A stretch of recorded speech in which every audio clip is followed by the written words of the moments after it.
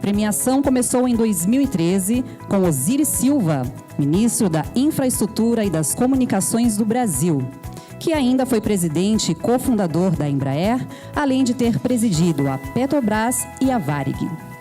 Nos anos seguintes, premiamos Célio Bozola, da Prodesp, em 2014, Ideval Munhoz, da T-System, 2015, Ricardo Pellegrini, da IBM, em 2016, e Cristina Palmaca, da SAP, no último ano, em 2017. Este ano, o homenageado escolhido é o senhor Sérgio Rial, presidente do Santander Brasil. Rial é economista e banqueiro desde 2016, e desde 2016 ocupa o cargo de CEO do Banco Santander Divisão Brasil. A nomeação foi graças à grande experiência acadêmica com sua vivência prática em diversas instituições brasileiras e estrangeiras, de grande magnitude. Rial traz ao Congresso 2018 ainda mais representatividade, credibilidade e excelência. Para homenagem, neste momento, chamamos ao palco os nossos patrocinadores Champion, o senhor Alberto Peseiro, CEO e fundador da Seta Desenvolvimento Gerencial, a quem eu peço uma salva de palmas.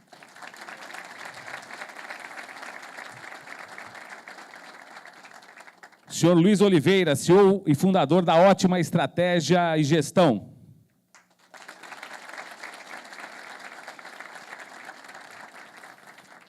Sr. José Goldfrein, diretor executivo da CETEC Consulting Group.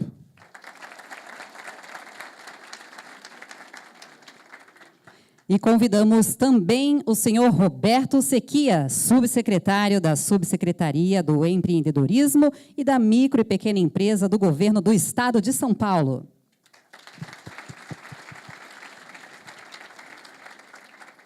Convidamos o senhor José Rubens Totti, presidente do Grupo Tech Trends.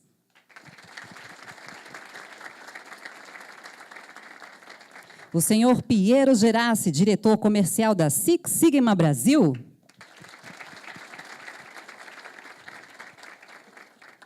E o senhor Clóvis Bergamo Filho, CEO da Six Sigma Brasil.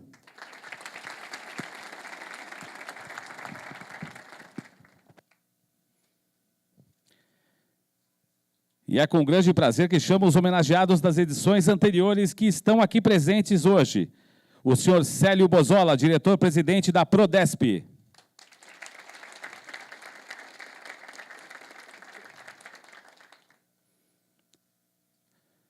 O senhor Ricardo Pellegrini, CEO e co-founder da Quantum Innovation Solutions.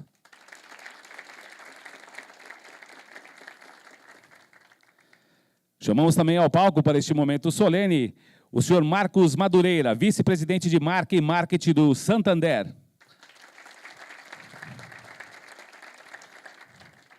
E agora com vocês, um momento tão esperado, convido à frente o nosso grande homenageado, que tem uma enorme satisfação em anunciar, o senhor Sérgio Rial, presidente do Santander Brasil.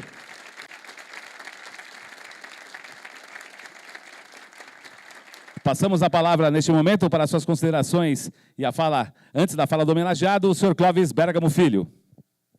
Eu gostaria de agradecer a todos mesmo os profissionais que conseguiram estar viabilizando a participação aqui no Congresso. Espero que vocês estejam adorando, porque as palestras, conforme eu tive averiguando, são excepcionais e ainda temos muito mais.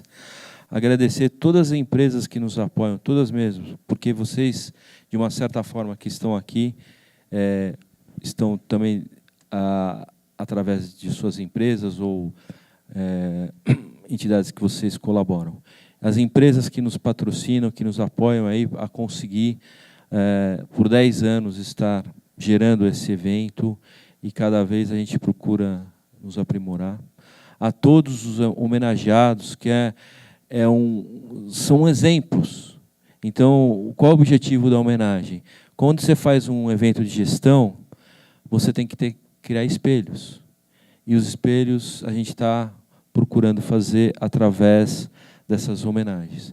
Essa homenagem surgiu porque eu fiquei incomodado, e Osiris sempre prestigiando a gente no Congresso, né?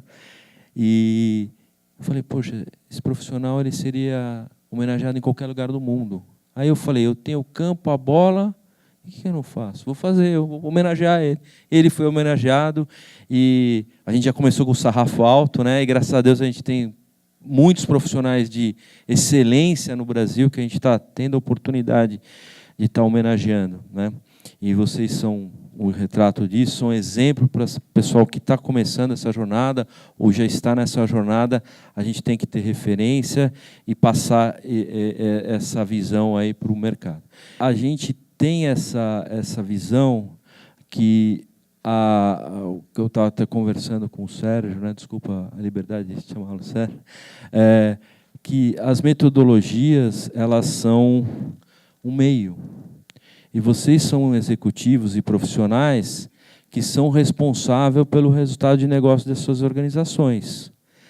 E que eu gosto de falar, que eu falei hoje na abertura, a transformação do nosso país passa aqui por essa sala. Porque nós somos agentes de transformações. Então, vocês são responsáveis por melhorar a eficiência, a eficácia e a produtividade nas suas organizações. Vocês são responsáveis por manter todo o processo de compliance nas suas organizações.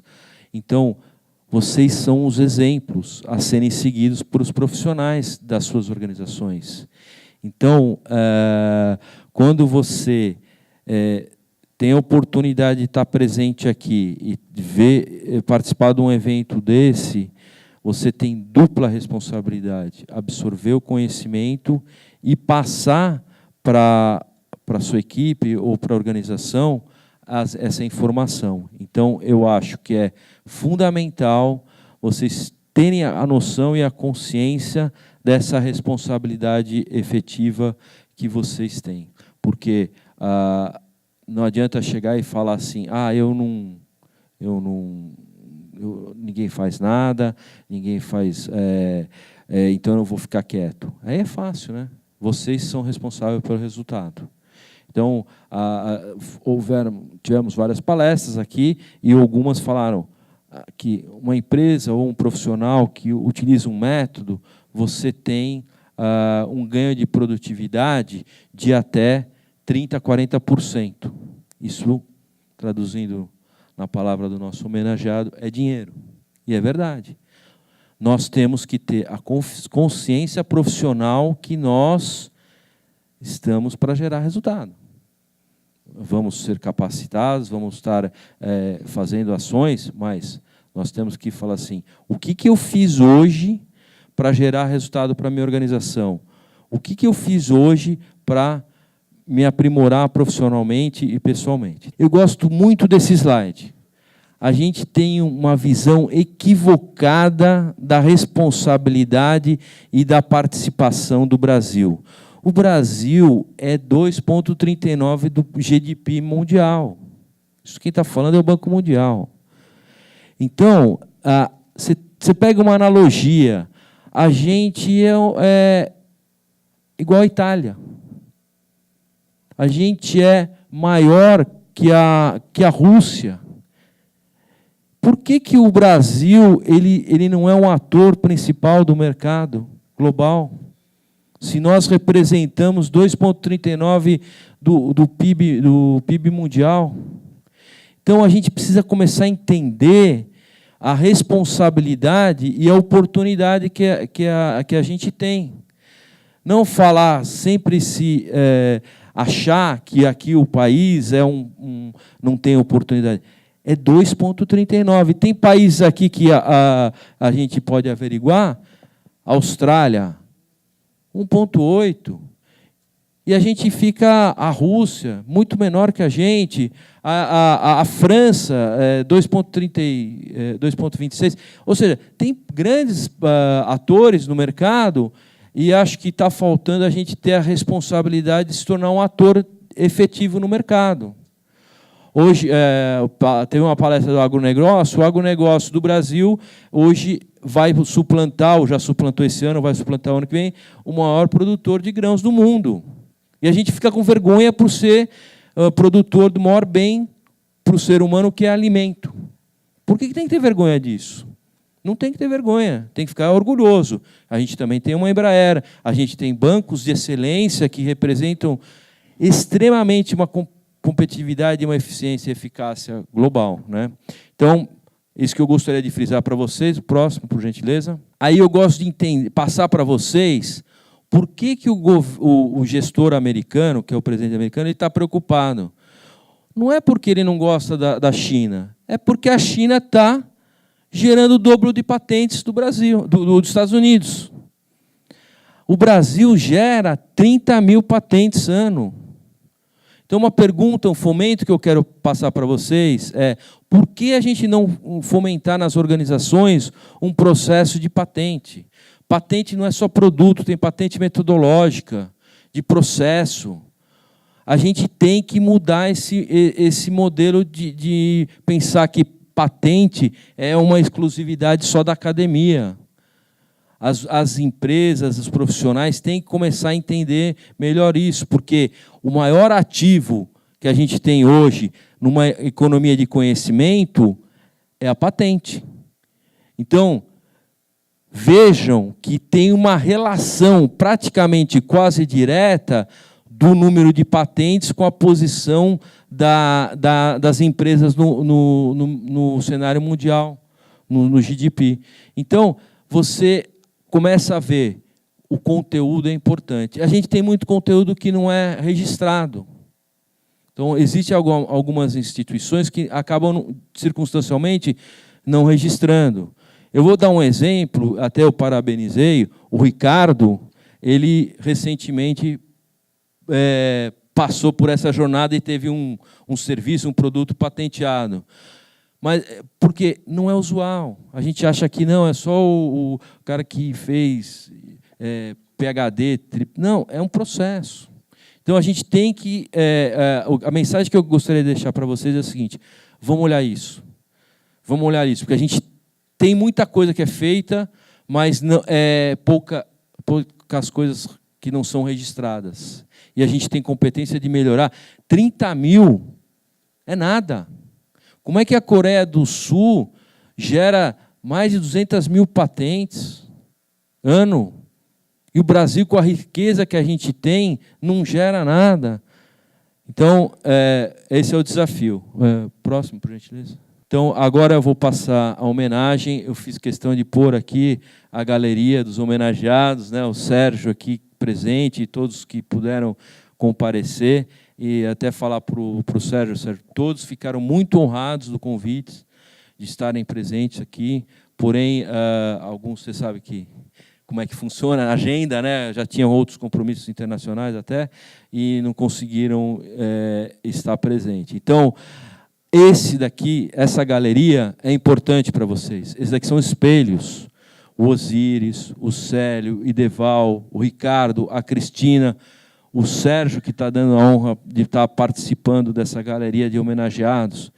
E a gente tem que olhar esses executivos como, poxa, o que o camarada está fazendo de diferente? O que a gente pode absorver de conteúdo desse profissional que está transformando?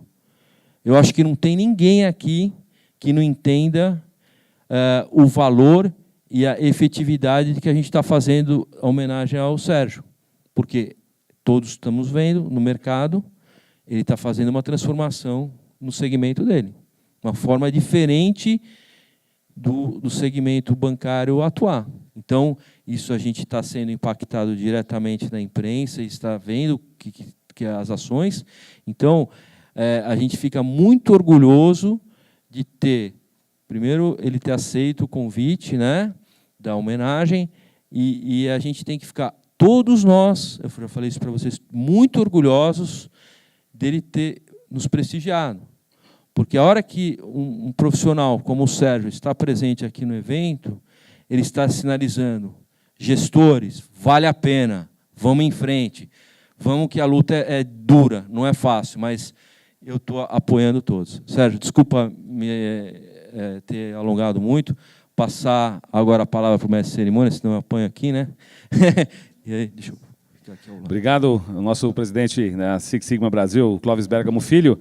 Agora é o momento da entrega da placa, a Sônia vai entregar para o Clóvis, e o Clóvis fará a entrega para o Sérgio Rial antes de que ele dê o bom dia a todos. Uma salva de palmas, senhoras e senhores.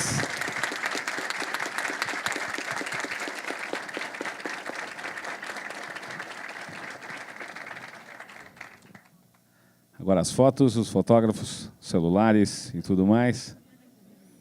Durante esses últimos 4 anos, como o próprio Clóvis disse, os maiores atores do cenário nacional e internacional que estão aqui no Brasil estiveram presentes. Em nome da Six Sigma Brasil, a gente estende não só uma homenagem ao homem Sérgio Rial, mas ao executivo que prestigia todos os inscritos e, com certeza, acredita no nosso país. Muitíssimo obrigado. Com a palavra, Sérgio Rial.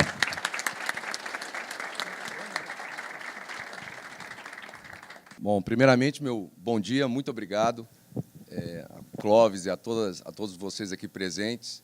Eu recebo essa homenagem em nome dos 47 mil funcionários do banco. E falo isso não com nenhuma humildade prescrita, mas porque é a realidade. Na realidade, quem faz a transformação no banco são 47 mil pessoas que claramente compraram ou acreditam na nossa missão, naquilo que a gente está fazendo. Por que eu estou aqui? Fora a questão do prestígio e da sinalização que já foi dito, eu estou aqui muito menos, não que ela não seja importante, mas muito menos pela homenagem, mas muito mais pela importância do que eu acredito ser metodologia dentro do processo de gestão. Mas metodologia sozinha, ela não gera transformação. Metodologia, ela passa a gerar transformação quando ela consegue ser acoplada ao que eu chamo do modelo de liderança da organização que você está, enfim, liderando ou faz parte.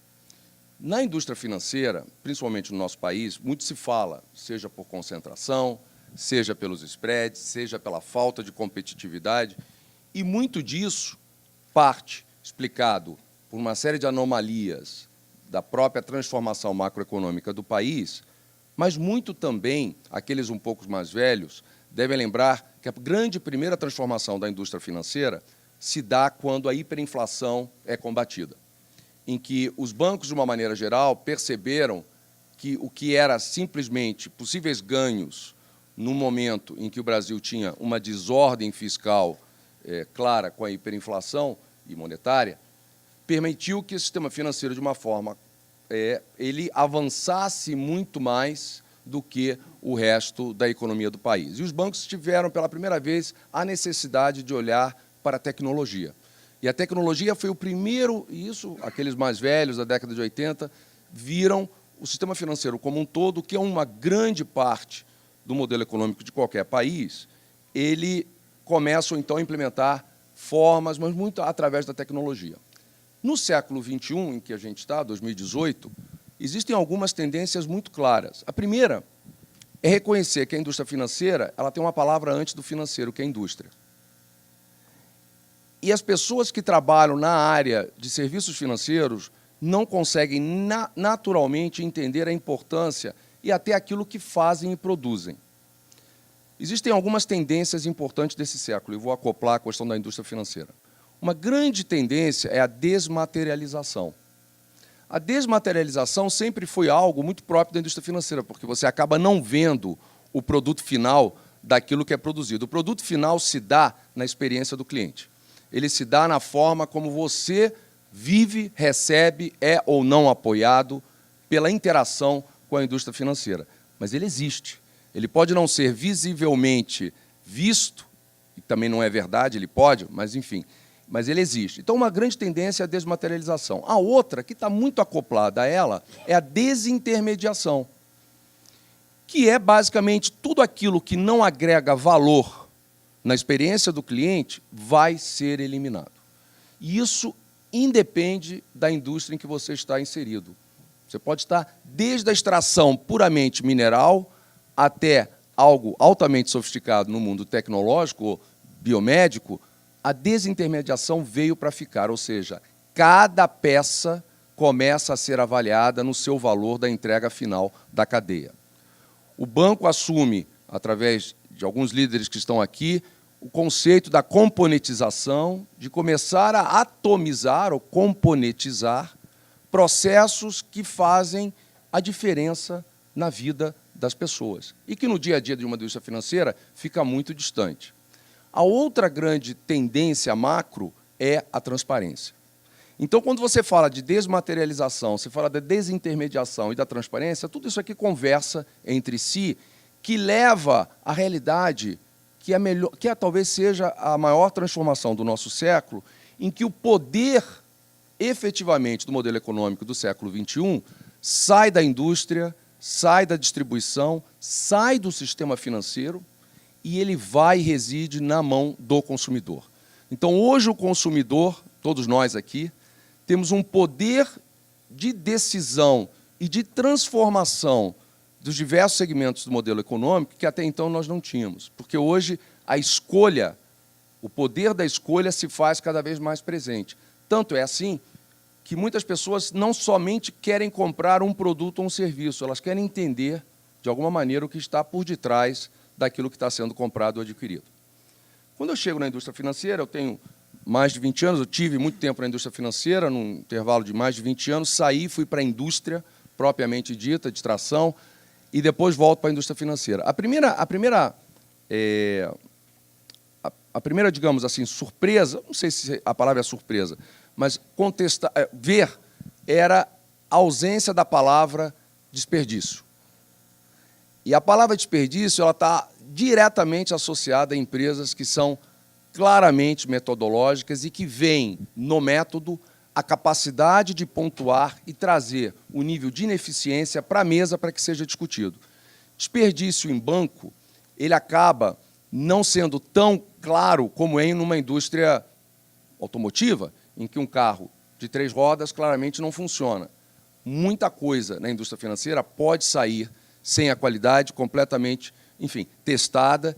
E essa noção de transparência, de qualidade e de mensuração de desperdício começou a ser uma obsessão no Santander.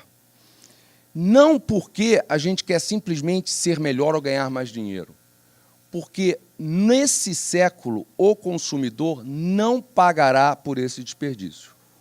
Hoje, obviamente que dado em qualquer país, seja por entorno competitivo, seja pelo momento do país, as margens que bancos claramente ainda têm melhores margens do que muitas indústrias, permitem o chamado, o não olhar crítico a esse desperdício. E isso é inadmissível, porque isso é postura ética de uma organização que se prepara para um consumidor que não tem por que pagar esse desperdício. Esse desperdício existe, tanto a gente fala muito do setor público, mas ele existe no setor privado. Ele existe na indústria financeira. Obviamente que ele talvez seja muito mais claro no setor público, né, dado a criticidade, mas, e até, obviamente, o julgamento que sempre está, né, o setor público de uma forma como um todo, mas essa obsessão por identificar o desperdício, eliminá-lo, é fundamental numa companhia que está comprometida com uma entrega de qualidade consistente ao consumidor.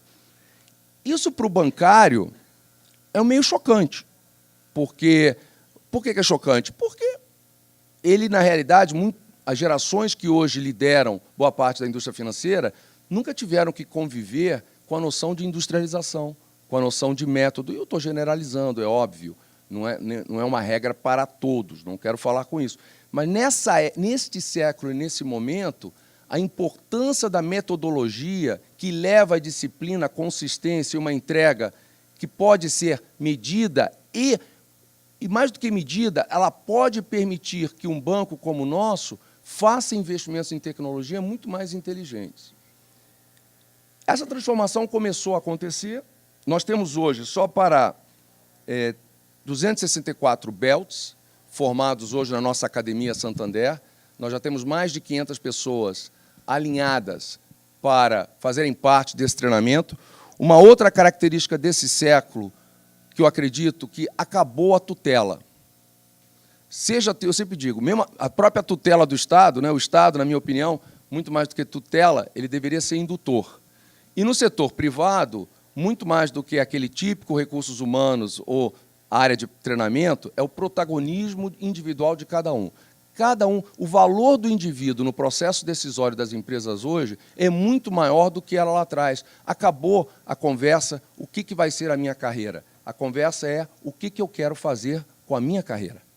E, a partir daí, tomar decisões. O que a empresa tem que fazer é disponibilizar tudo que é possível em termos de treinamento para que a pessoa possa. E a gente criou, então, a Academia Santander, que tem feito e criado uma adesão muito importante à filosofia do Lean Six Sigma dentro da empresa e 500 pessoas já claramente instaladas e continuando a crescer.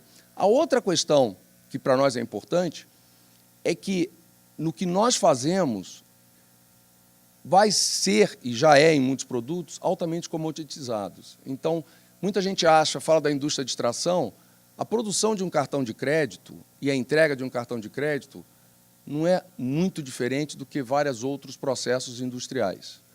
A diferença que existe é que a gente tem, porque você está lidando com a indústria de serviços, complexidades extraordinárias que nós próprios criamos.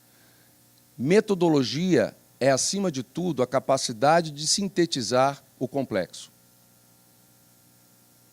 A metodologia não tem o menor sentido se ela não é capaz de diagramar, de formatar uma equação altamente complexa e sintetizá-la, não tornando-a rasa ou superficial, tornando-a simples. Porque é na simplicidade onde existe o maior nível de complexidade. Então, as pessoas confundem a palavra simplicidade com complexidade. Simplicidade é ser capaz, de novo, da entrega de algo altamente complexo.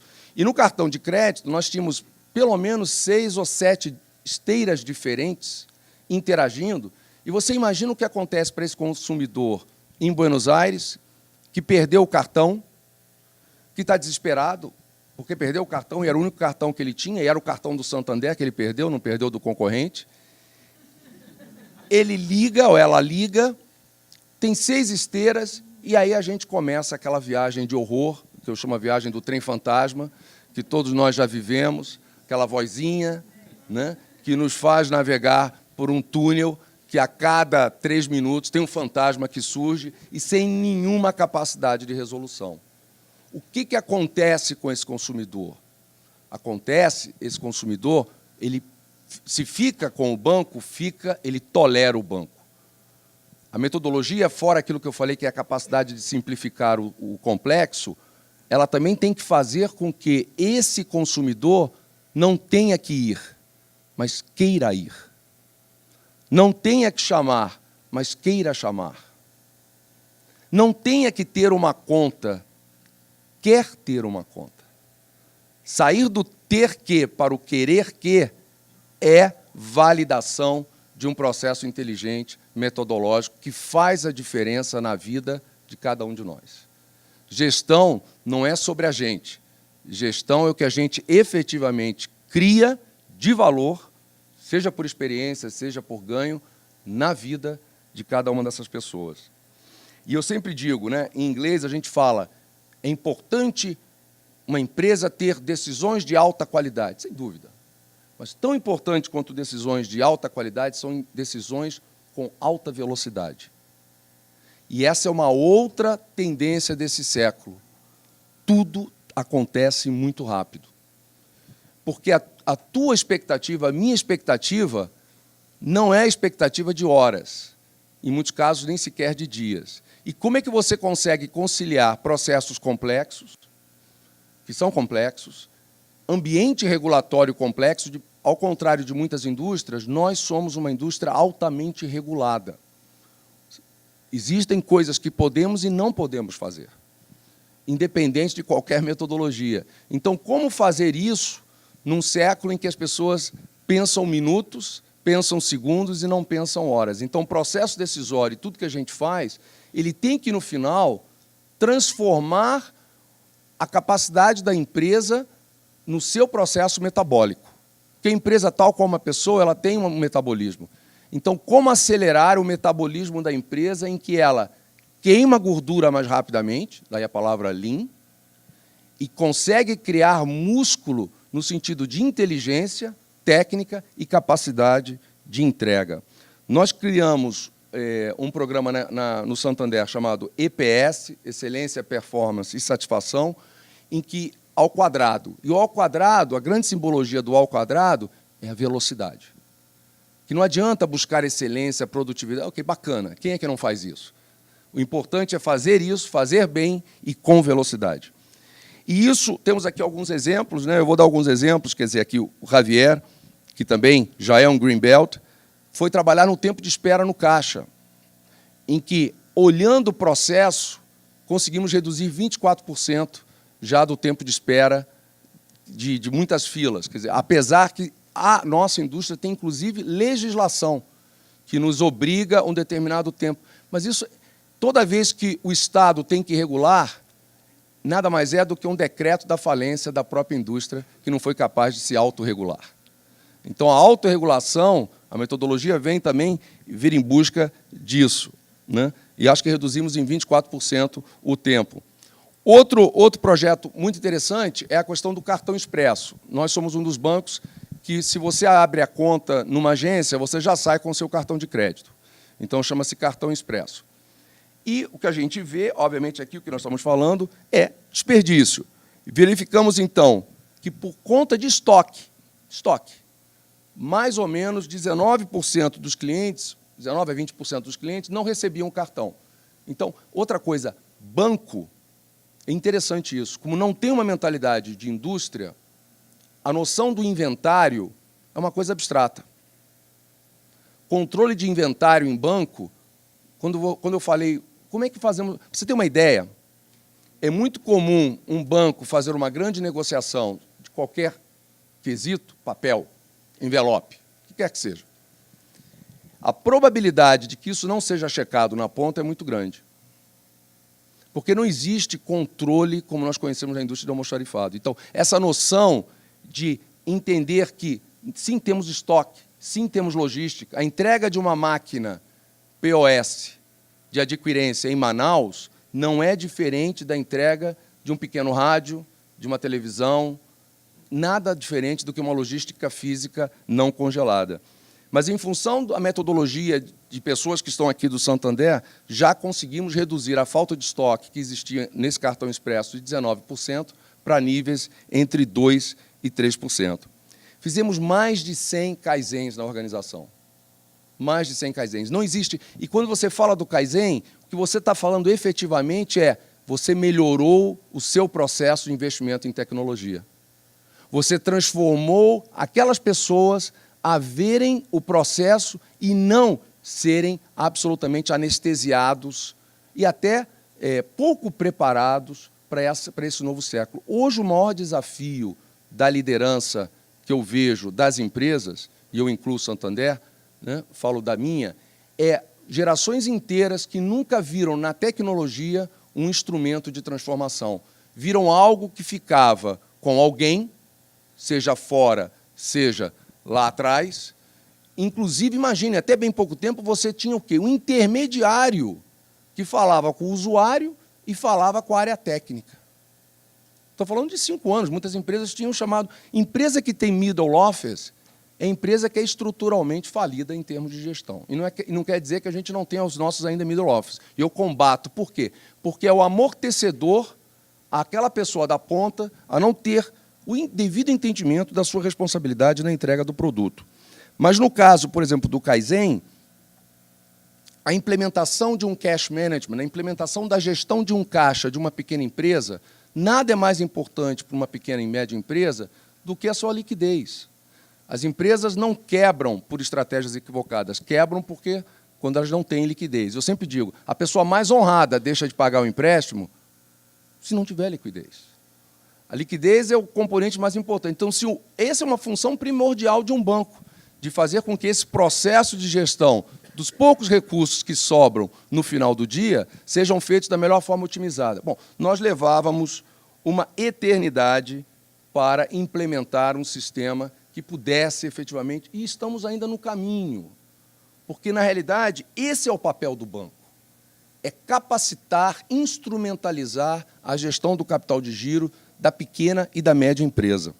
E aqui são pequenos exemplos. Eu tenho um universo, não vou me estender, um universo de exemplos que realmente faz com que a gente, cada um de nós aqui, muito mais do que eu, acreditemos no processo transformador da metodologia, do Lean Six Sigma, mas, de novo, como um instrumento, como um pedaço, de um processo muito maior de transformação de qualquer cultura.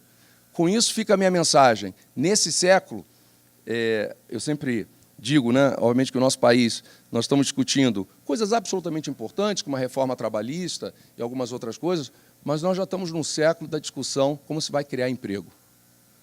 Nós saímos da discussão da proteção para a incapacidade de criar. E seja o radiologista que sabe que mais cedo ou mais tarde, ou ele ou ela se torna altamente especialista, ou a probabilidade de ele continuar fazendo o seu ultrassom da forma como faz hoje é muito baixa. Então, o que já aconteceu é que nós estamos no meio da maior transformação digital da história humana. E isso não significa, eu não vejo isso como algo de medo ou de temor. Eu vejo isso como eu acredito em Darwin, né? A capacidade do ser humano de se adaptar. Ou nós vamos nos adaptar rapidamente, aprendendo, especializando-se, melhorando, transparência, postura ética, diálogo, capacidade de dialogar, super importante, e aprendendo, fundamental. A gente também tem, nessa revolução tecnológica, malefícios extraordinários. Por quê? Porque a tecnologia permitiu hoje que o igual esteja mais próximo de si. O que eu quero dizer com isso? Então, para cada pessoa que entre no seu Face e que pense diferente de você, a probabilidade de você dar um delete é muito grande. E esse é o início de se matar o processo de criação. Pensarmos iguais significa homogeneização e paralisação do processo criativo. É na capacidade da gestão da diferença e no seu diálogo é que uma empresa se transforma. Né?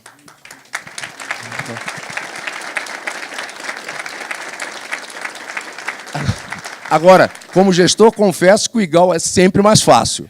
Né? É sempre mais fácil. Mas com isso eu termino, eu não quero me alongar, eu vim realmente em nome dos 47 mil do Santander e recebo, mais uma vez, essa homenagem em nome deles, desse processo de transformação. São 4 anos num processo grande que estamos longe de terminar e eu acho que a gente nunca vai terminar. Mas a ideia é, efetivamente, construirmos um banco em que as pessoas queiram ir e não tenham que ir. Estamos longe disso, longe disso.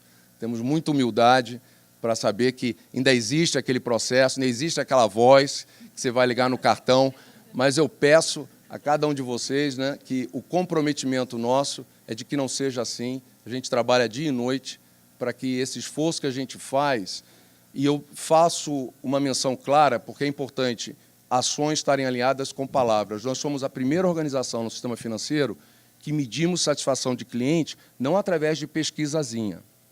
Nós medimos através de um indicador que é conhecido, que foi inclusive construído por uma consultoria Bain, algum tempo atrás, que é o chamado NPS.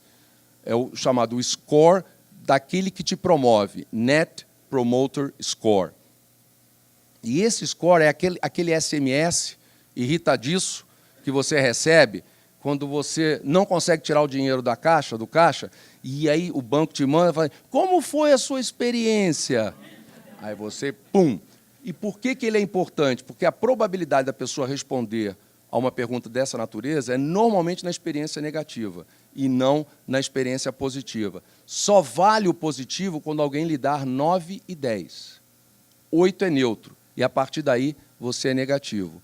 Nós não só medimos, nós publicamos. O nosso número é 48.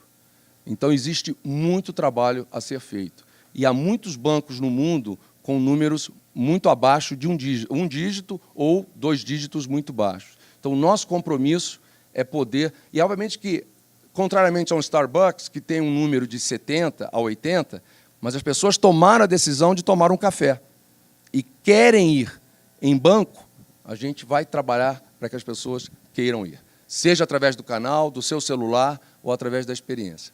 Gente, muito obrigado. Em nome do banco, então, meu muito obrigado. Meu humilde muito obrigado.